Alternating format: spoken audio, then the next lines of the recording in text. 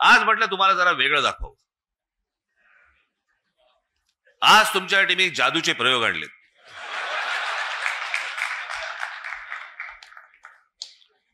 मी म्हटलं जरा जादूचे प्रयोग वगैरे जरा बघायला तुम्हाला पण मजा येईल.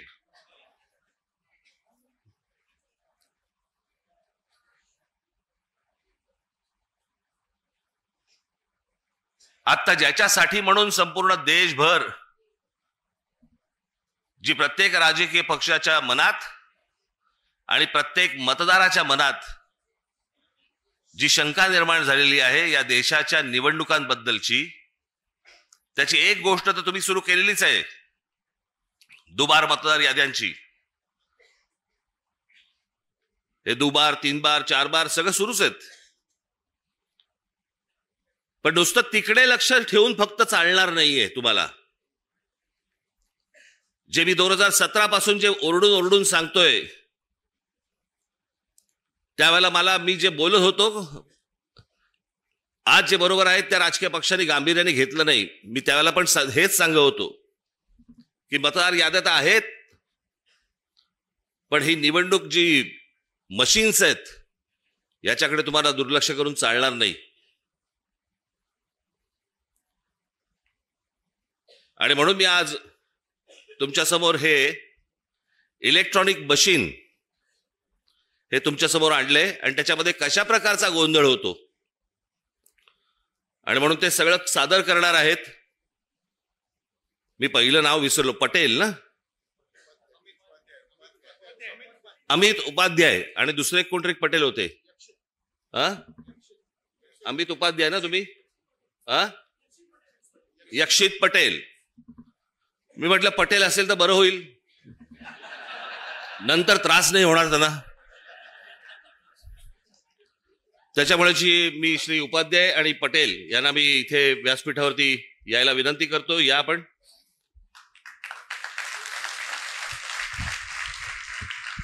आणि आज संपूर्ण महाराष्ट्राचा सर्व पत्रकार मीडिया इथे आहे. आपणही, मी माझं बोलून झालं की इथे बाजूला जरा थांबणार आहे, त्यांचं पूर्ण झालं की मी परत आपल्या समोर येणार आहे. तर मला असं वाटतं आपण दोघांनी महाराष्ट्राला हे सर्व जादूचे प्रयोग एकदा दाखवावेत, कळलं का? आणि त्याच्यातनं सगळ्यांचे डोळेही उघडतील, लोकांपर्यंतही हे पोचेल काय चाललंय महाराष्ट्रात आणि देशात, हेही मला असं वाटतं सर्वांना समजेल, तुम्हालाही समजेल. त्याच्यामुळे ह्या गोष्टींकडे दुर्लक्ष करू नका. मी आपल्याला थोड्या वेळाने भेटतो. धन्यवाद. सुरू कर. आवाज येते? आवाज येते का?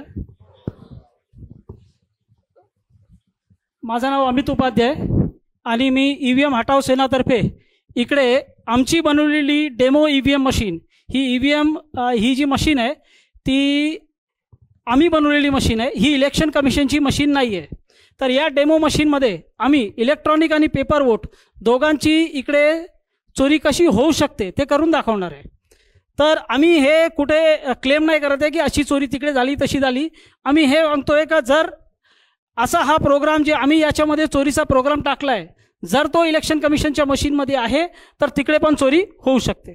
तर ही मशीन जी आहे ती राहुल चिमनभाई मेहता यांनी बनवलेली आहे आणि त्यांचा जो क्वालिफिकेशन आहे ते दिल्ली IIT पासून पासआउट सॉफ्टवेअर इंजिनियर आहेत आणि त्यानंतर जाऊन त्यांनी US कम्प्युटर सायन्समध्ये मोठी डिग्री घेतली आहे.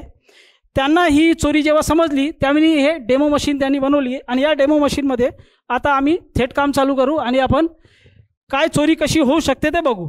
आता हे डेमो चालू करण्याचा अगोदर हा आपला VVPAT आहे.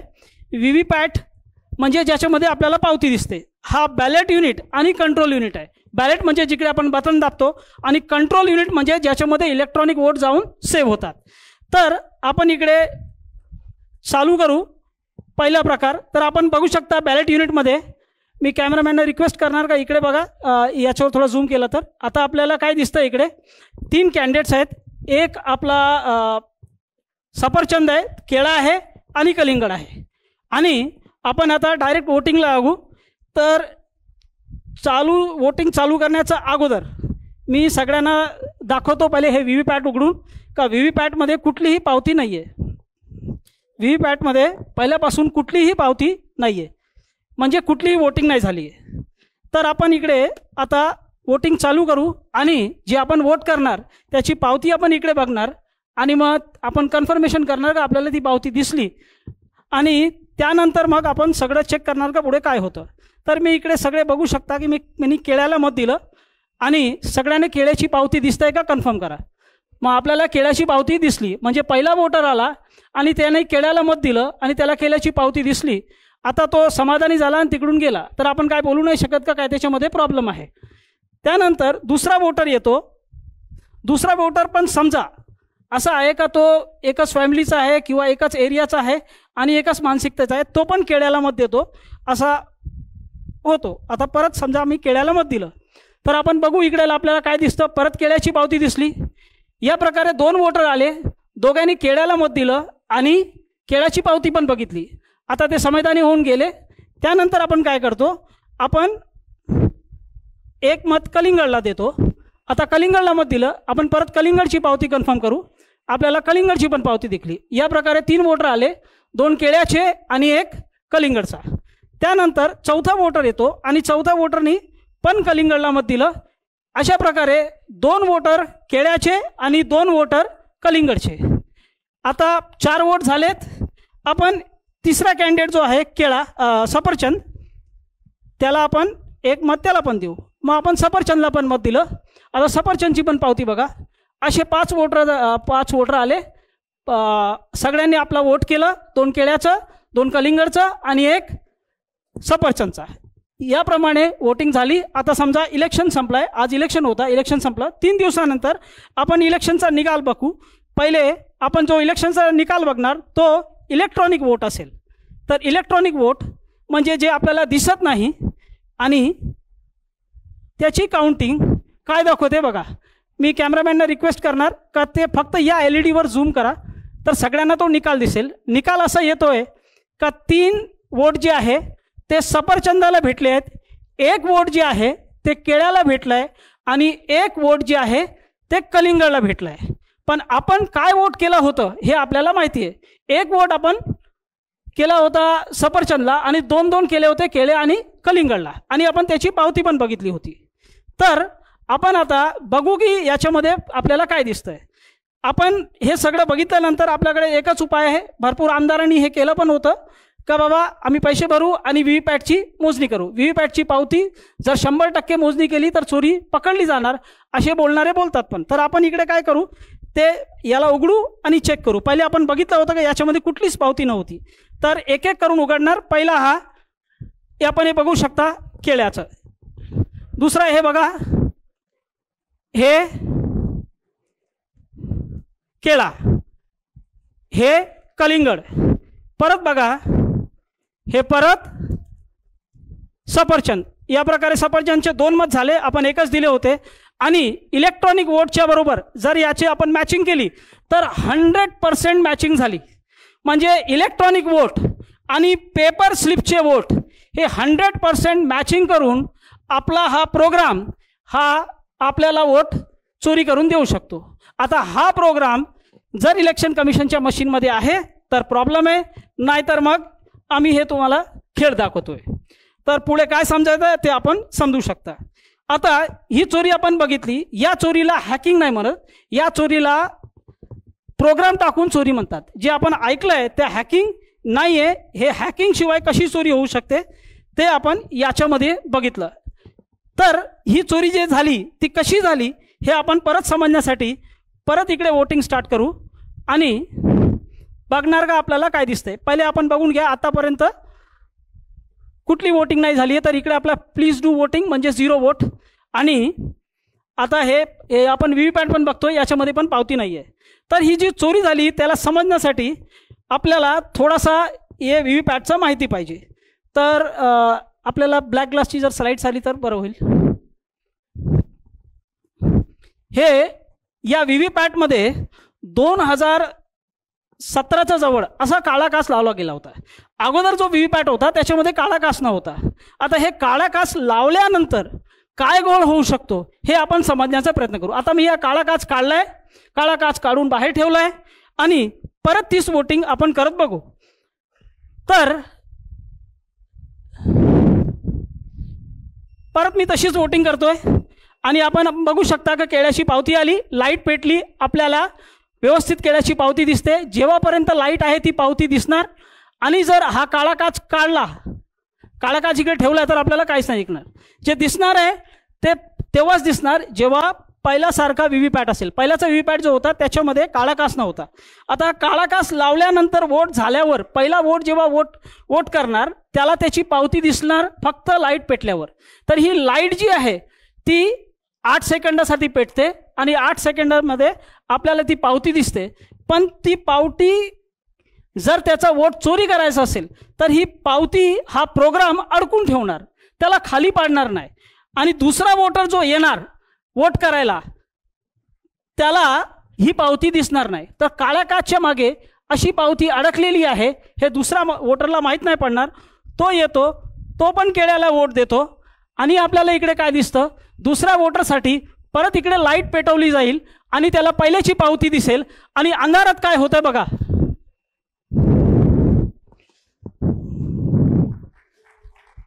अंधारात काय होत आहे का त्यांनी सफरचंद मारला.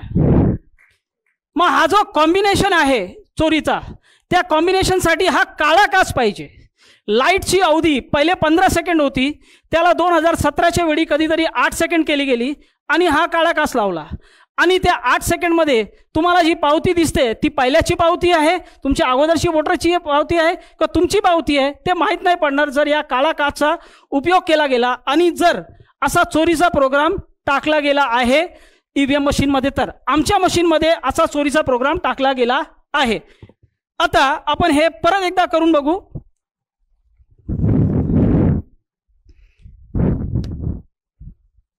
मी आता इकडे कलिंगडला मत देतोय. सगळ्यांनी पावती बघा, कलिंगडची पावती आपल्याला दिसली, लाईट पेटली. जेव्हापर्यंत लाईट पेटत आहे तेव्हापर्यंत दिसणार. एकदा लाईट बंद झाली का आपल्याला काय पावती दिसणार नाही.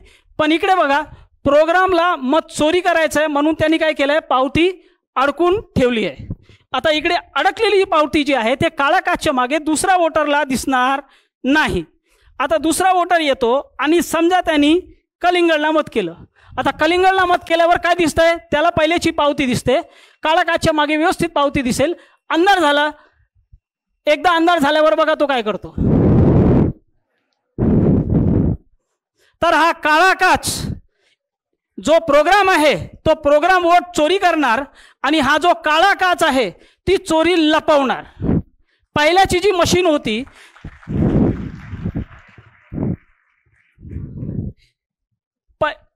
पहिल्याची जी मशीन होती त्याच्यामध्ये हा काळा काच न होता आणि त्याला वापरला गेला होता. आता आपण जर पाहिजे तर याला मॅचिंग करून बघू शकतो. हे बघा, परत मॅचिंग झाली. 2 आपल्याला सफरचंद भेटले, 1 केळा भेटला, 1 कलिंगड भेटला आणि एक वोट जे आहे तो केळ्याचा आणि कलिंगडचा चोरी होऊन सफरचंदला गेला. आपण 4 वोट केले होते. तर याप्रमाणे हा काळा काच जो आहे तो चोरी लपवू शकतो आणि जर चोरीचा प्रोग्राम आहे तर तो चोरी करू शकतो. आता हा चोरीचा प्रोग्राम मी या मशीनमध्ये टाकला आहे. इलेक्शन कमिशनच्या मशीनमध्ये हा प्रोग्राम आहे नाही आहे मला माहीत नाही, सगळ्यांनी आपला गेस करू शकता. तर हा एक प्रकारची चोरी झाली. त्यानंतर जर इलेक्शन कमिशनच्या मशीनमध्ये आपल्याला काळे काचचे पुरावे आहे का नाही हे समजायचं आहे तर आपण हे बघू शकता. हे जून 2017च्या अगोदर या बाजूचा आपण बघू शकता. हा जो काच आहे तो ट्रान्सपरंट आहे, पारदर्शक आहे. त्याच्यामध्ये 15 सेकंडसाठी लाईट नाही पेटली जरी किंवा 8 सेकंड जरी लाईट नाही पेटली तर पावती येताना, थांबताना, पडताना सगळं व्यवस्थित दिसणार.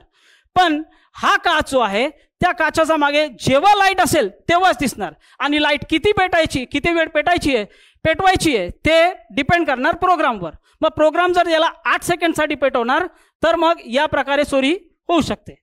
तर आता आपण अजून जे थोडेसे पटापट पुरावे बघून घेऊ.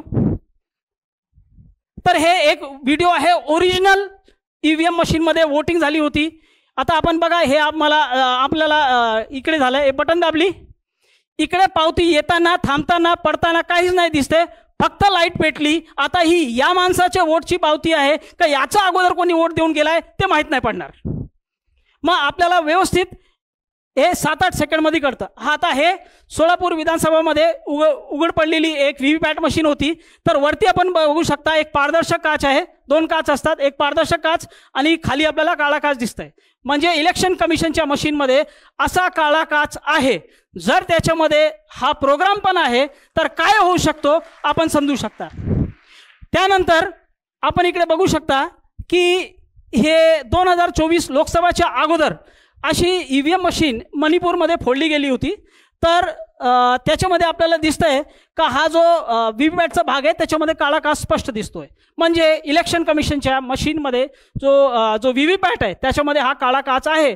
आणि हा काळा काच का ठेवला गेला आहे ते इलेक्शन कमिशनचं असं म्हणणं आहे का जो भाग आहे ज्याच्यामध्ये आपण जाऊन वोटिंग करतो तो कंपार्टमेंटचा भाग, त्याच्यामध्ये जाऊन कोणी असा पीप करून 8 सेकंडसाठी असं बघितलं तर त्याला दिसलं नाही पाहिजे की काय पावती आली, तुमचा वोट नाही मत पडला पाहिजे. आता हे किती लॉजिकल आहे हे आपल्याला सगळ्यांनी त्याचा विचार करावा. Now we can go to demo 2. आता एक प्रकारे अजून चोरी होऊ शकते. समजा काळा काच याच्यामध्ये नाही, आता मी काळा काच काढून ठेवलाय. आता आपण दुसऱ्या प्रकारे इकडे चोरी करून बघू. आपण मॉल वगैरेमध्ये जातो, तिकडे मॉलमध्ये गेल्यावर जर आपण तिकडे जे नल वगैरे असतात त्याच्याखाली हात टाकलं का आपोआप तिकडे पाणी पडतो. आता त्याच्यामध्ये लाईट सेन्सर लागले, जसं आपण हात टाकतो, हात टाकल्यावर आपोआप पाणी पडतो. कारण तिकडे जे लाईटचं मात्रा आहे जे त्याच्यावर पडते ती कमी होते. लाईटची तीव्रता कमी झाल्यावर व्यवस्थित पाणी जो आहे तो आपोआप पडू लागतो, कारण त्याच्यामध्ये लाईट सेन्सर, जसंच आपण हात काढतो आपोआप पाणी बंद होतो. आता तो लाईट सेन्सर इलेक्शन कमिशनच्या मशीनमध्ये पण लागला. याचे पुरावे आपण पुढे बघू. पण त्याने कशी चोरी होऊ शकते हे मी इकडे करून दाखवण्याचा प्रयत्न करतो.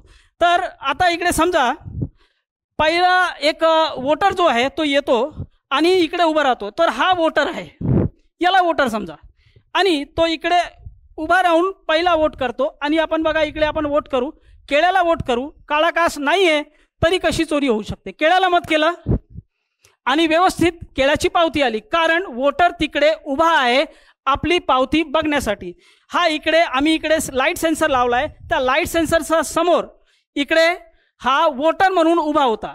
तर जर इलेक्शन कमिशनच्या मशीनमध्ये असा प्रोग्राम आहे का 4 सेकंडच्या आत वोटर तिकडून निघून जातोय, म्हणजे वोटर तिकडे आला, बटन दाबतो, त्याच वेळी व्हीव्हीपॅट तिकडे मोजणी करतो का लाईट किती आहे. आणि 4 सेकंडचा आत जर प्रोग्रामिंग 4 सेकंडची आहे तर 4 सेकंडचा आत वोटर जर तिकडून निघून जातो तर तिकडे त्याला बघण्यासाठी कोणी नाहीये. इलेक्ट्रॉनिक आणि पेपर वोट दोघं तिकडे चोरी होतील. आता तसा वोटर आता इकडे काय केलाय तो निघून गेलाय. वोटर मी इकडे बाजूला ठेवलाय, सेन्सरच्या समोर कोणीच नाहीये, बटन दाबल्यानंतर वोटर तिकडे थांबत नाहीये. आणि काय होतंय ते बघू. तर मी परत केळ्याला मत देतोय. आता परत केळ्याला मत दिलं तर बघा काय येतंय, वोटर तिकडे थांबला नाहीये, सेन्सरच्या समोर कोणीच नाहीये, केळ्याच्या ठिकाणी सफरचंद आला. हे कसं काय झालं? कारण याच्यामध्ये अशी प्रोग्रामिंग आहे का वोटर जर तिकडे थांबत नाहीये, 4 सेकंडचा अगोदर निघून गेला, त्याच्या अगोदर मी पावती काढणार नाही. वोटर जर निघून जातोय, आपल्याला बघणारा कोणीच नाहीये, लाईट सेन्सरला व्यवस्थित माहीत पडतंय, वोटर तो काय करतो, इलेक्ट्रॉनिक आणि पेपर वोट दोघं चोरून घेतो. आपण 10 सेकंडामध्ये हे परत प्रयत्न करू कलिंगडवर, कारण आम्ही हे सगळं वोट चोरी करून सफरचंदला देणार आहोत. तर मी परत वोटरला उभा करतोय, वोटर इकडे उभा झाला, परत मी कलिंगडला मत दिलं. आता कलिंगडला मत दिल्यावर काय येते बघू, व्यवस्थित कलिंगड आला, कारण वोटर इकडे उभा आहे. आता कलिंगड इकडून, आता वोटर इकडून गेला, वोटर गेला. आपण परत कलिंगडला मत देऊ.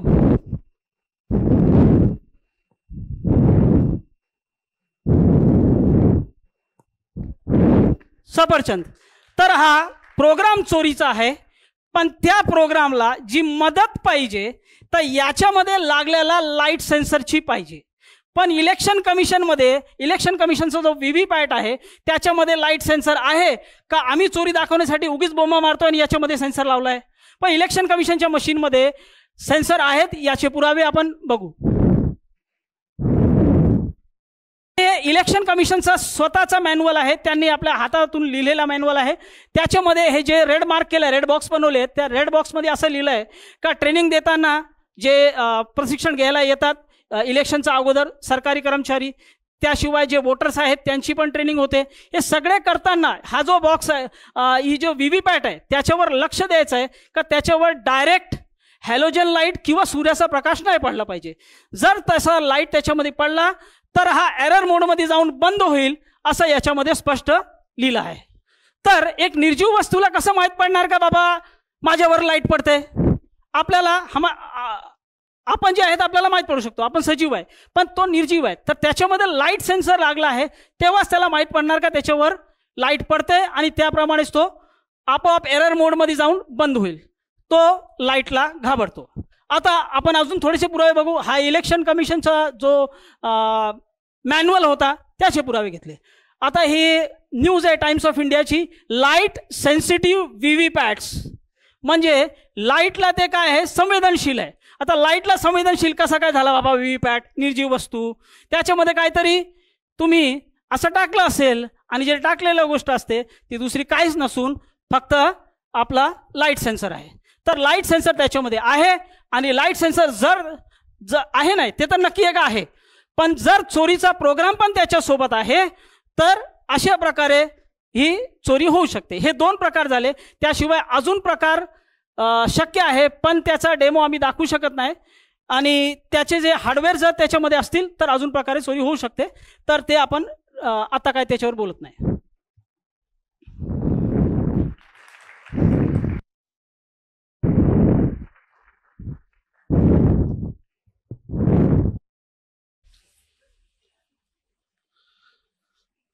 पाहिलंत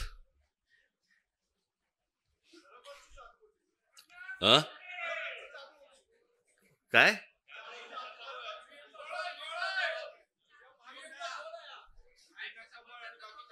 म्हणून तुम्ही जर लक्ष नाही दिलं ना तर हातात केळच येणार.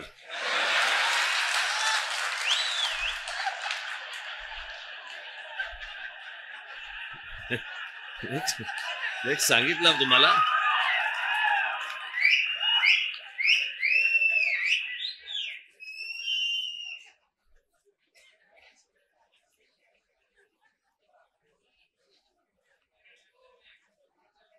हे आपण गेले अनेक वर्ष आपण ही ओरडून ओरडून सांगतोय.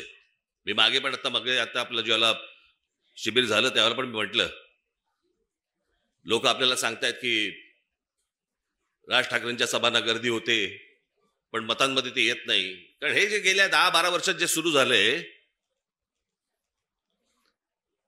लोक आपल्याला मतदान करतायत,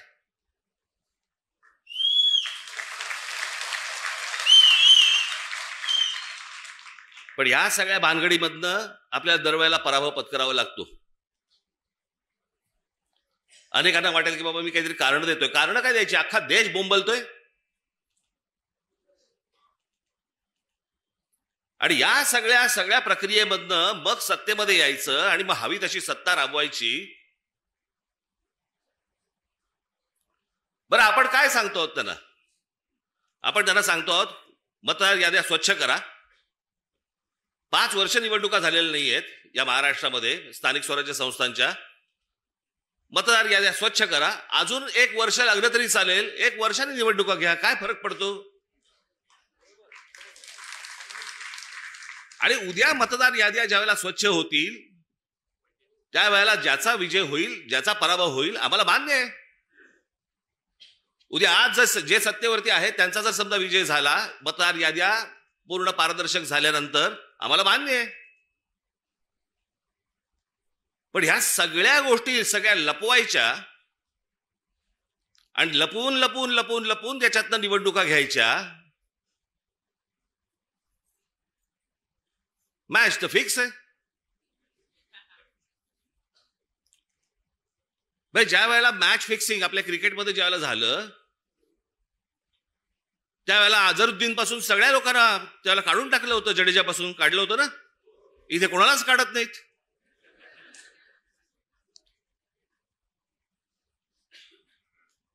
मुख्य निवडणूक आयुक्त काय सांगतात म्हणे, सीसीटीव्ही कॅमेरा मधलं जे काही शूटिंग आहे ते म्हणे प्रायव्हेट आहे. प्रायव्हेट काय काय काय त्यांनी शब्द वापरला? हा,